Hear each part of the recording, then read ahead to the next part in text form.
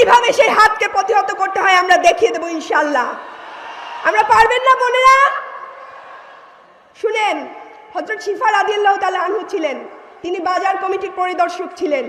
ইসলামে কোথাও নারীদেরকে পিছিয়ে রাখার কথা বলা হয় নাই, বরং যারা জানে না ইসলাম, বরং যারা ওই একটু আগে বলে গেছেন যে আয়েশা রাদিয়াল্লাহু তাআলার কে নিয়েও তারা মিথ্যাচার করছে, জানেই না, ইসলামের সম্পর্কে ন্যূনতম ধারণা তো নেই, না থাকার কারণে এই যে উল্টাপাল্টা কথা বলছেন এবং নারীদেরকে নিয়ে এমন কথা বলছেন যে ইসলামকে ভুল প্রমাণিত করছেন এবং ভুল ব্যাখ্যা দিচ্ছেন।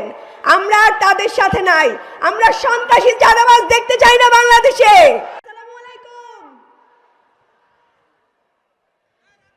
আশা করি আপনারা ভালো আছেন। আমি আমার বাম পাশে হাজার হাজার বোনদের দেখতে পাচ্ছি।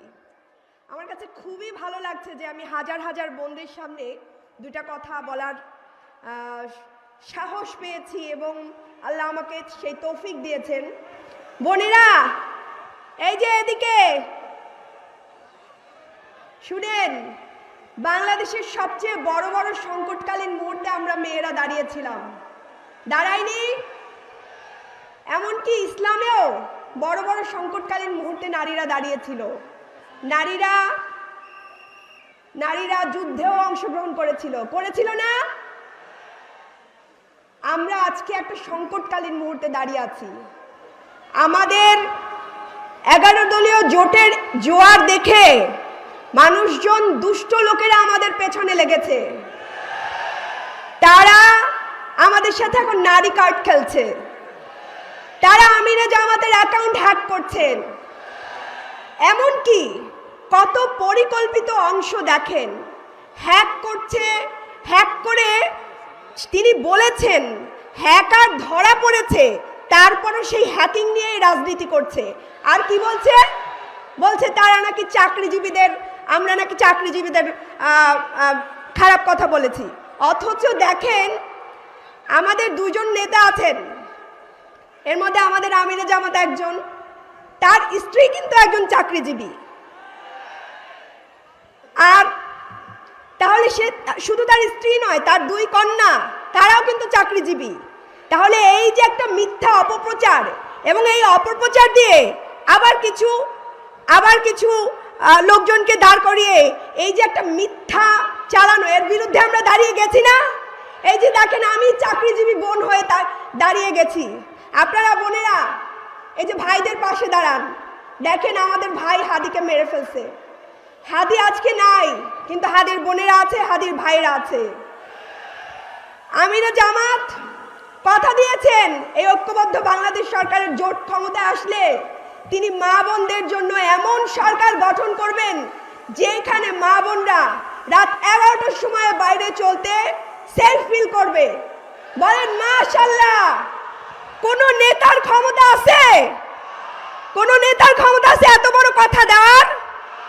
নাই, কারণ তারা নিজেরাই সন্ত্রাসী পালে, নিজেরাই মা বোনদের উপরে হামলা করে না? বিভিন্ন জায়গায় নারীদের হিজাব টেনে খুলে ফেলে। এইরকম সাহস বাংলাদেশে যাতে আর কেউ না করতে পারে, তার জন্য আমার মা বোনেরা ঐক্যবদ্ধ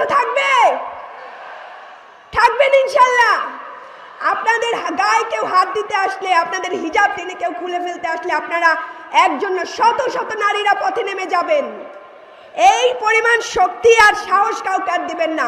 আসুক আর একবার আমার কোনো মা বোনদের গায়ে হাত তুলতে আসুক, আমরা কিভাবে সেই হাতকে প্রতিহত করতে হয় আমরা দেখিয়ে দেব ইনশাআল্লাহ।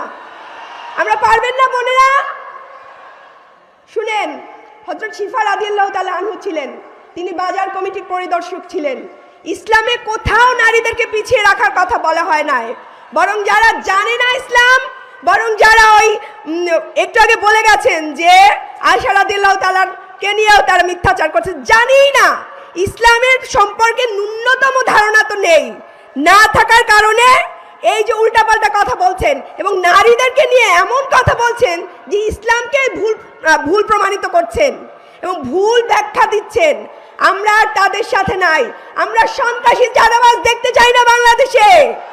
আমরা সন্ত্রাসী জানাবাজ দেখতে চাই না, আমরা নারী নিপীড়কদের দেখতে চাই না, আমরা তাদের ফ্যামিলি কার্ড চাই না। আমরা চাই সেফটি, নিরাপত্তা, যা তারা দিতে পারবে না, কারণ তারাই সন্ত্রাসী পোষে।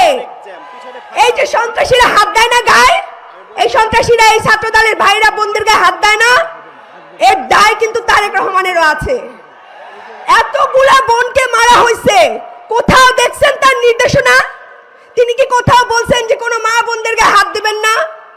তার মানে তিনি এগুলোকে পুষে রাখেন, মা বোনরা যাতে ভোট কেন্দ্রে না যাইতে পারে, এই জন্য তিনি এগুলোকে পুষে রাখেন। ইনশাআল্লাহ বাংলাদেশ ঐক্যবদ্ধ জোট সরকার গঠন করবেন এবং ইনশাআল্লাহ আমরা মা বোনদের জন্য এবং সকল মা বোনদের জন্য, শুধু বোরখা পরা মা বোনদের জন্য না, সকল রকম মা বোনদের জন্য আমরা একই সুযোগ সুবিধার আওতায় নিয়ে আসব। এবং কেউ হিজাবের জন্য কেউ এদেশে লাঞ্ছিত হবে না, কেউ অন্য পোশাকের জন্য লাঞ্ছিত হবে না। এটা আমাদের ইসলামে নাই, জোর জবরদস্তি করা ইসলামে নাই।